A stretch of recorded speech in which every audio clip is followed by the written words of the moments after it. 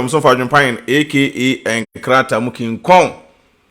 aka Fufuken, aka Bema Yemfani Yerenim Enyefom, aka Mitwana Omotia, Mr. No Pressure, Udi me chair pressure by the Befao. Ebusende kwa baswa, no I no share video edamame. Na video video bi a hu hia me ye pa. Video no hu hia me ye pa, share video na no be obetensem.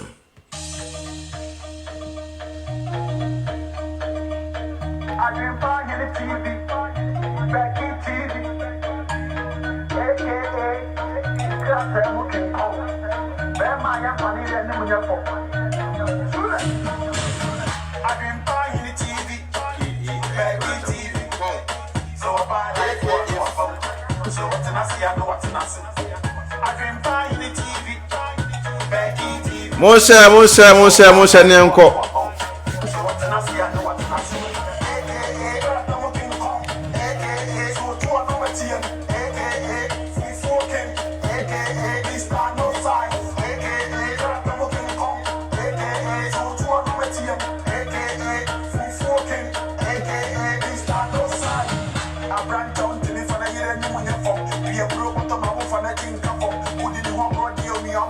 Sa pepe bottom form. Abusande ni Adwenepahene aka Enkrata Mukin Kong aka Fufuken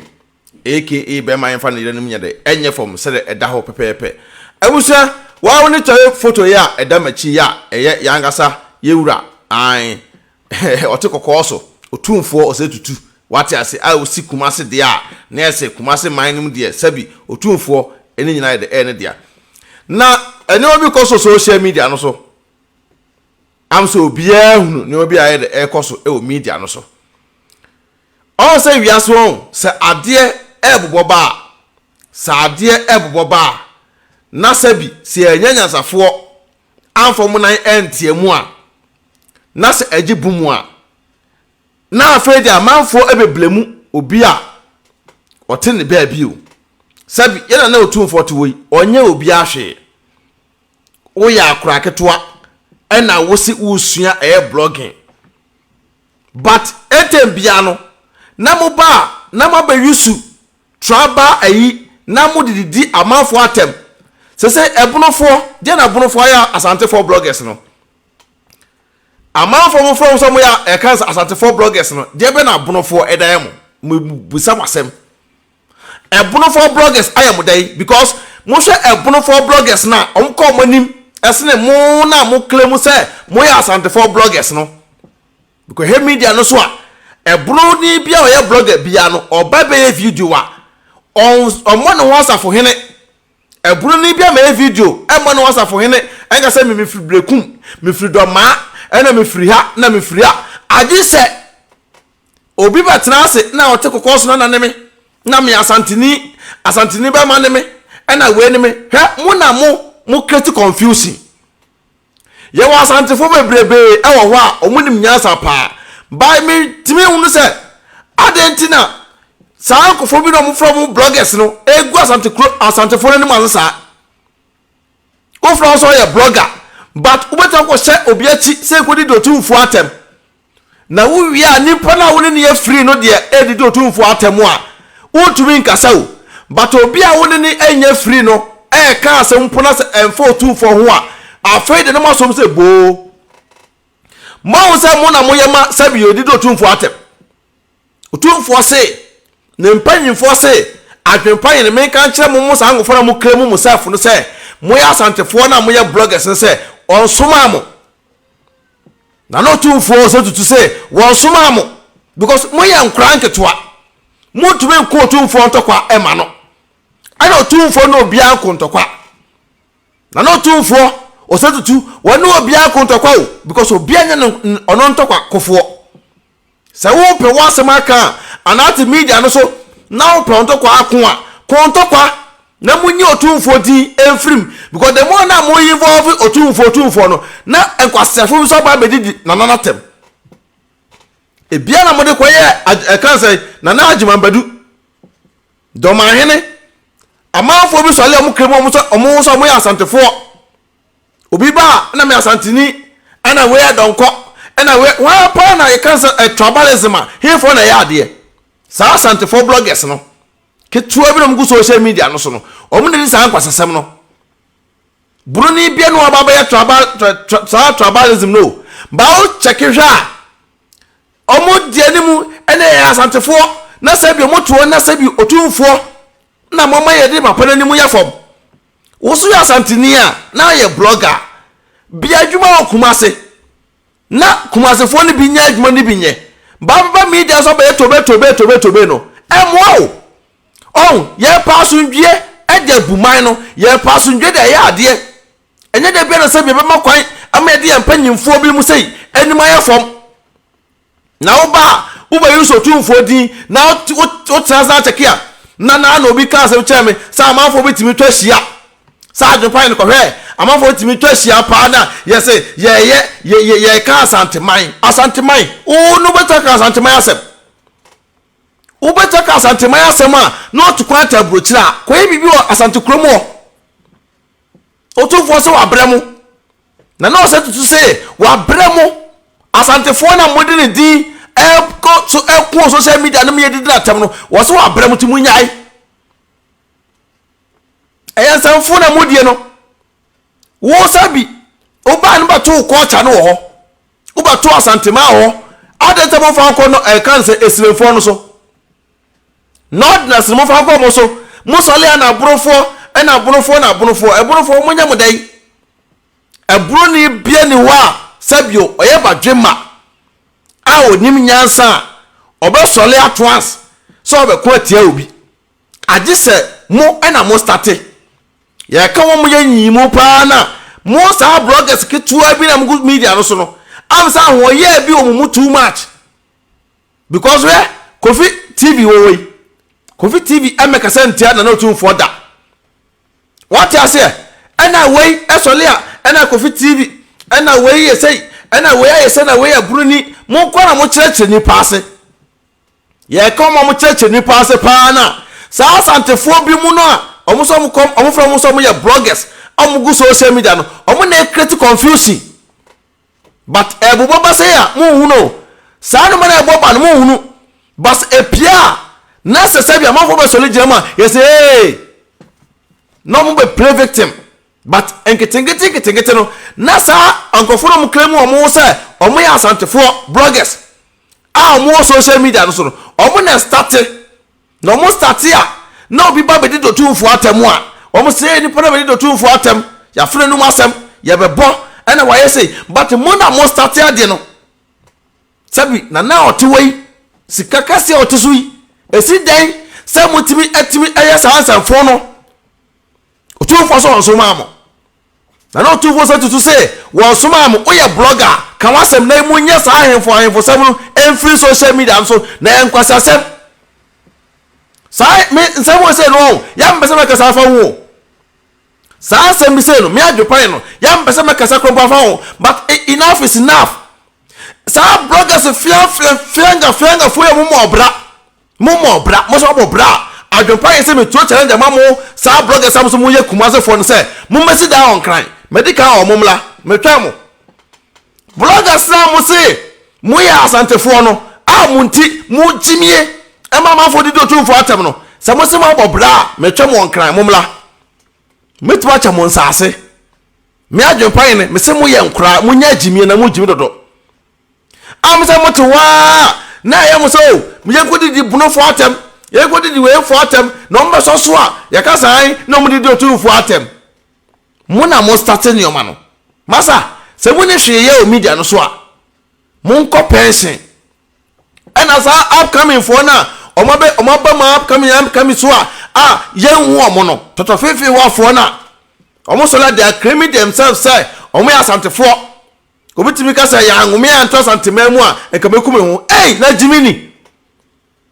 Jimmy Pani again na da bia mo create sa confusion no sabi metiwai sami ya Bruni o sami ya Asante ni o me da goma ni o me ya Srem ni o me ya North ni o me ya we ni o moja na jira mi mu moja na jira mi mu o ye twa mi ho moja beba me wuno me nua Srem ni bia wako akojina akakase ena me di ade o Srem na me yesei ena me yesei dabi obi nya bi sa agye so be hu sa ankwasiafo no mo fra mo say omo ye bloggers ekasa ma asanteman na be kasa ama asanteman ye kasa ye tiesi mu a mbesu moja munya jimie no because jimie na mu jimie no sami adwopa yen kwa no sami kasa me strike mu a you people no mbesu moja but e obone ni die ne de mana na o setutu ti munya jimie no no ma jimie ache da bia mo sola na mu yusu na o setutu di e de be di bono fo atem e ko di ayi fo atem why adna mo critical confusion sa na broni bi ko ne bufu no bana batoto ayampe a yes an ena ye kan say ena e brofo di atem ena serefo di atem na Ghana na e modia wona wo fra wo so wo ye kumasi ni na wo ya blogger no wo unue kumasi ni se men kan kire mo say mo jimi kumasi fo no ese men kan kire mo sa bloggers am bata social media na mbo yisu kumasi din ye kasa ma santeman wa bra mo ye se mo kra mo ya donkofo sa bloggers me Otumfuor se tutu efie wangasa no empanyifo no bia contact me say men kan kire mo say mo angasa mo ya adonko ti se mo no mo se mo from mo bloggers no ebe tell social media ebe ka se obi ya buru no obi ewe ya omo se men kan kire mo say mo ya adonkofo mo na mo ye nkoa because omo nsoma mo Otumfuor ne empanyifo say omo nsoma mo say mo yisu na nani din afa nyimi sa ajimi no sa wo pronto kwa ako a wo akonto kwa na jimi na mo jimi na doso ana na mi Asante ni echira me wani da bia mo ko na Asante na Ghana dia me kan okro be chemo Asante na frefre kobo Asante mine down frefre kobo batan yafunu ene da ho ti wuti me klemu obi ati me yese ene se ene mutu mu nkrofo na omudi do Otumfuor atem no ene beta mo amona wofo na omudi di Otumfuor se tutu atem no eno na ye beta muntu omofo na munya jimi no because jimi na adoso mumu timi ko se mo na wofo achi emedi di Otumfuor atem because of say mo ye fine mo ye free ba uno bi nya fine na nipa no be kasa tia na nana ene na agofu na se mo angasa mo se mo Asantefo mo krem mo se mo Asantefo he na mo free ahefa ena mo free tribalism sa na yemo ena na we say ena we free ha na we free ba me mabane boko me ka kire mo munya jimi no jimi na doso Otumfuor se tutu se won soma mo Otumfuor se won soma mo ti munya jimi no a mo jimi no Ayesa kumasi wakasa mutumi nsi wo. Yesa kumasi kuro no so no mutumi ensi kumasi because mu jimi too much. Papa panyimo oti wei service wo papa ene Otumfuor a. Now from so oye blogger to buy you Otumfuor din ene di obi atemana. Ah, so wo papa ye Otumfuor a na ye bra Otumfuor abo a. Now wo papa anawo na Otumfuor a to buy you Otumfuor din so obi medi din atem. Amsa moto na esi omuni di na atemu a mo ntomo sa so ko fianga bloggers na mo go social media no so na omonu masam nko ba bia no o sa ho ya entino mo nko so abrabum hwe Ɛxp0se bloggers no on the way a omako omusitie enimonyam akita omo bu ade omo duru panyefo ni mo omokoto tirebi omko omoni abrabum ba mo we mo go abrochire amo da bia ne ye kasa ma Asanteman eso wona so kasa ma Asanteman no Otumfuor se wa bre uduru Asanteman mu a ye kasa je praye fa pra wo mpra o me Adwenepahene me duru me krom no me so praye mu e de praye ba wo duru kumase a untwa kumase video mpo fa ma social media o fele adeta o fele se uduru kumase wa now you blogger untwa kumase e fa ma se ha na me free o fele na wo wie better social media na mo kremu mo self say ene do Asanteman no ne do Asanteman no you po no mo yusu mo adwene ba adwene na mo yusu no onzo Otumfuor akonya na oteso no extra mo ko mo jimi dodo jimi ene too much mo satra mo yusu papa mo din ene maame mo din na ma fofa ni o matem no Otumfuor se tutu se wa bremo nanano wo so why dey wa bremo enough is enough munya sa tribalism na mo ye no wo ye blogger na social media sa tribal no ehun hia munyai na enkurasesem me hu obi a wo ye tribalism da se sa bloggers on from say ekumasefo wo bate o te kokos na na me mitiska so eso na da bi obobosia o te kokos na na me me woska me se eso na mo boa me se wo so o te kokos na ne wa brakra na beto asase me twemo sabu beto amempoa se me ni hwe me se ne me twemo onkran momra asiafo agimifo munsu anyansa me se me Adwenepahene me twemo onkran Samu ebe yuso Otumfuor di amanfo kwudi Otumfuor atam dia Adwenepahene se me twem won kamomra memamba bi ada metem se mo ye nkura o se metu na motiem metu a na motiem because adwene kita mo no aye nkura adwene na mo jimi o media no so tribalism kwa me se Adwenepahene se me se nne no na mo twa me mpoa no enne wo so asidan okumase ntu mutimi mfro so wo so asidan okumase what of protos won't to foundation medimanim kan krana me wo Ghana nyina capital city Accra me boa the whole Ghana capital city work Accra mini dayo me wo enan edan be brerego samusimo agimi musu anyasa musimo agimi sam ye mifiri kumase me ye blogger eso muni hwe ko ye overtime ko bought 12 hours 15 hours and so still mutimi mobra na munim de ni prayer mataza na Adwenepahene nim hwe Adwenepahene mobra me se na me ka chem se wa also ya blogger also wo skasa Adwenepahene wa also ya kumase blogger wo se wo ansa ase acha Adwenepahene bra bo na challenge me ni intro your first kakese to so 50,000 euros 50,000 euros me the throw challenge e da masa ankwase afo nkran ketengete no me say 50,000 euros men ko bank kwaje bosen en ko bank en kwaje bosen ena we japade a men ko bank kwaje bosen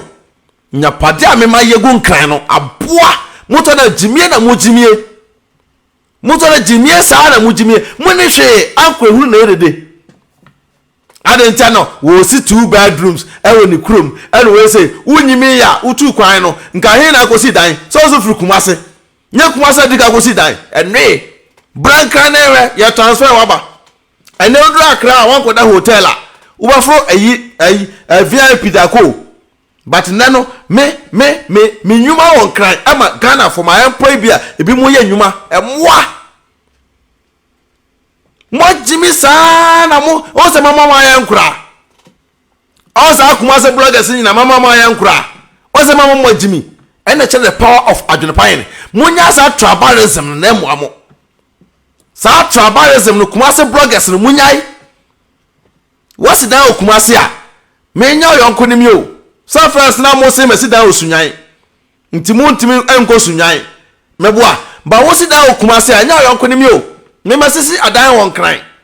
sa woni Accra contract ebo meboa woni Accra port bo kumase port ne boy say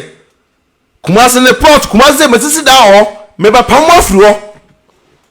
me se ma kama no atum kumase me se be pam afiri kumase enta taboga be ko to e kumase enta taboga obekọ no tos e kumase nya kire mo se mo jimi ache mo sola mo na mo di nya pade e twa mpoa mo di nya pade na we o mo bla na we onyese banda na de twa mo so mo mpoa because mo use Otumfuor di e di jimi too much mo use Otumfuor di jimi Otumfuor so ni mo Otumfuor so to say woni mo ba bia ti munya jimi na mujimi no me se nna no Adwenepahene say wo ye be ma abato asase Accra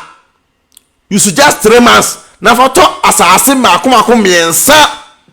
na fa ye project makomako be de ho ne ra de enwe mumu Oscar ye kasa ankre hu na edede na me kumase blogger na wunti jimi nye go Otumfuor anim ase na woto wo angase ni pa obel ko ka Otumfuor ase wa muntimi so na mugusuro mu jimie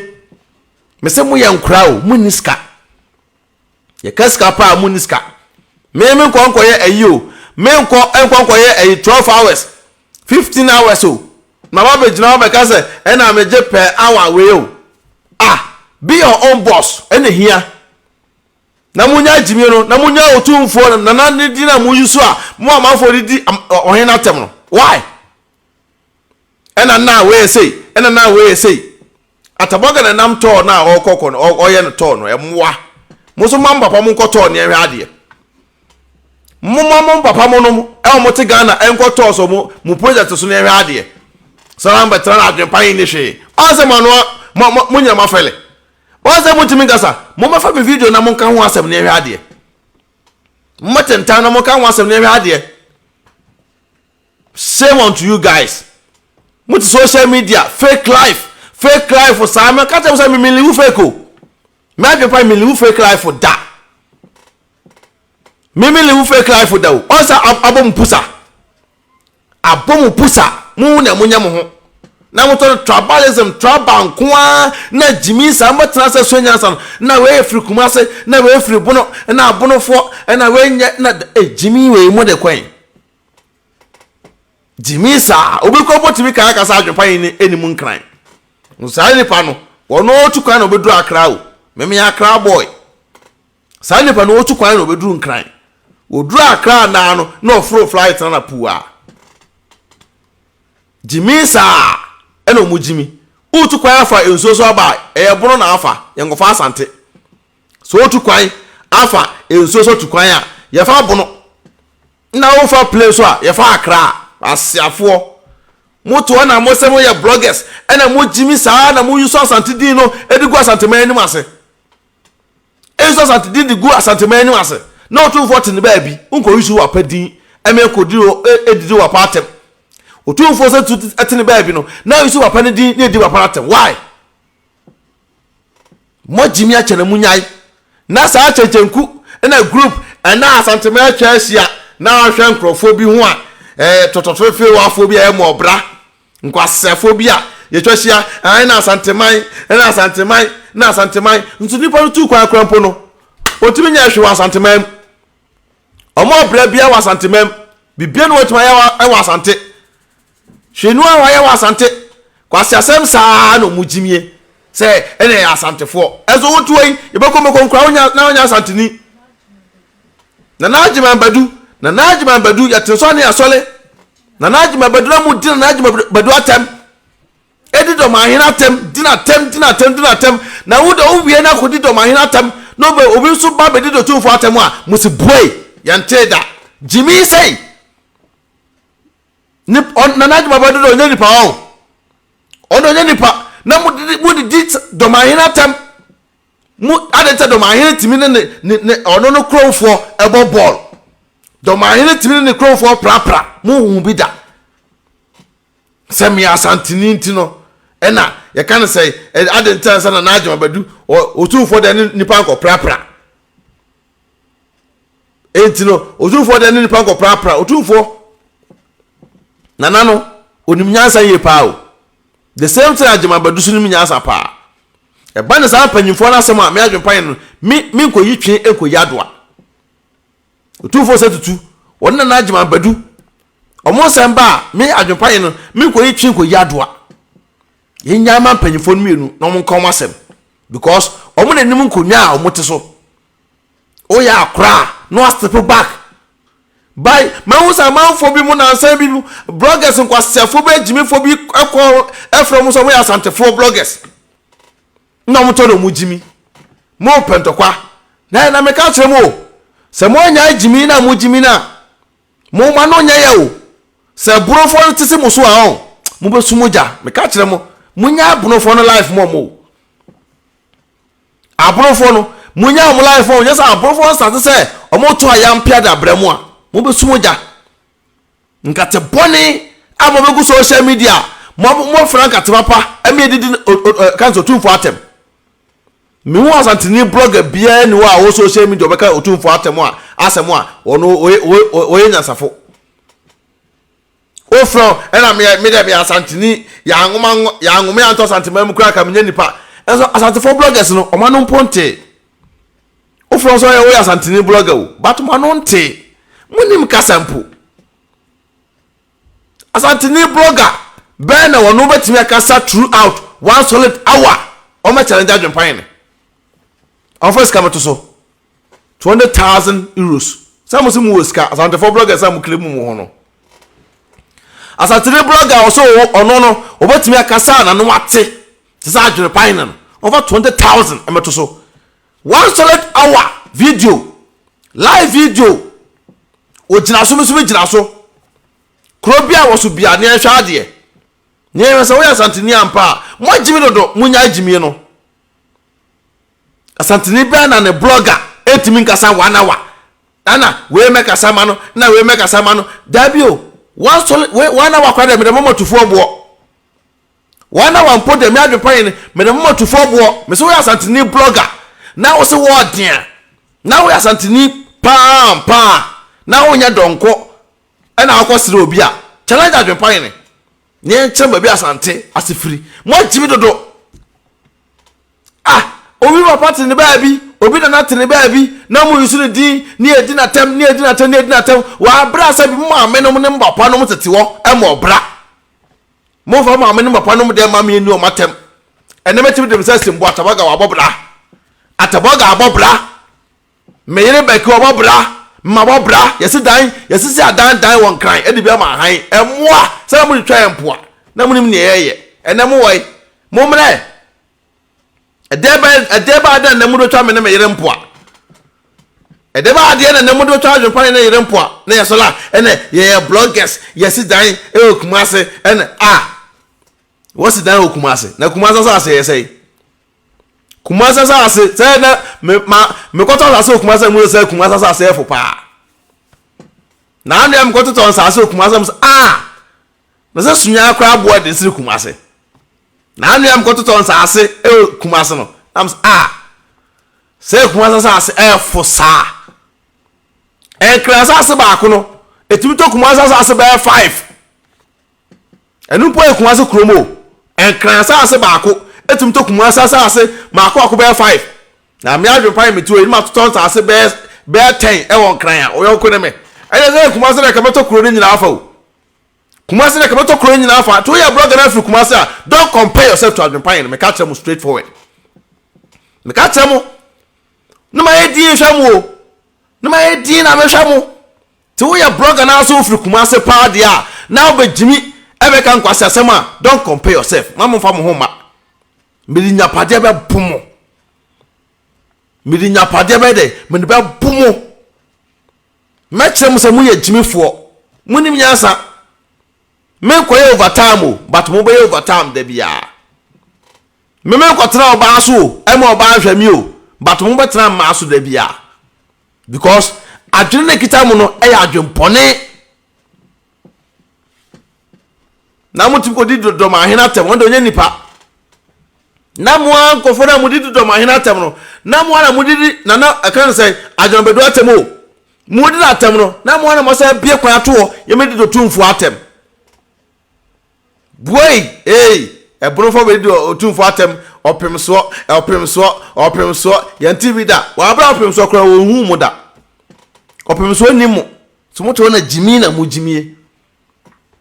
na nkran kitinkiti bia ye ni mama mre nkran kito bia ye ni mama mre o ni do Otumfuor nim eye fom adenta ye asantefo na wo angasa no wudi mu ase woni ba bia wo free wona to na so Asante ni no woni ba bia wo free social media na yefo e na akra bia woni mama mle bia na obeka ahemfofo asem akra bia woni mama mle kra na obeka ahemfofo asem na ka ahemfofo asem kropo de se bia enye president o ahemfofo asem no enye politics o ka ahemfofo asem no wonya akra mpo na wunsu de we sigu nsa ye meka ahemfofo asem metrase so obedi ahemfofo asem sa wonyo obi a che de we sigu nsa kemetra se beka ahemfofo asem se me beka asem mama na Otumfuor mbeka na obeto akoma Otumfuor Kumase for Bl0ggers momla meka munya ansam ne mmoto akoma Otumfuor na oto mmoto akoma no munya jimi na mujimi no na ya chese ase edambo na ya doso mba no boko tabusua medi mosia na me adoma mbesa ata Adwenepahene enka biem edin no e ba ko pe be man fa na yire no enye fom krofona mo sa tribalism na mo ye no se munim na mu jimi no mo anyai na se mu jimi sa obviously go to East Legon and see what Asante apu twakai whatever jimi bra twakai East Legon edebe no maye o no de no maye o aputu fa also de bla beto na hwe ade se East Legon afine be cheche mu nioma apu se go to East Legon na edi Asante so de no maye o asiafo so le a now ayi omoye bloggers na me the bloggers ko omoye mahino obi Asante ni a me mfa no ho ba sa nkwasiafo bloggers na omo from so moye Asante fo no omo nkwasem no mu di ko omo na criticize confusion no sa nkwasiafo bloggers no na ya ka dan si a wo beto pabunu ni ho ye kan japade beto pabunu ni ho na mo sa bujon guys yi so moye Asante fo tukwan akohwibra ne nkwasem no mu die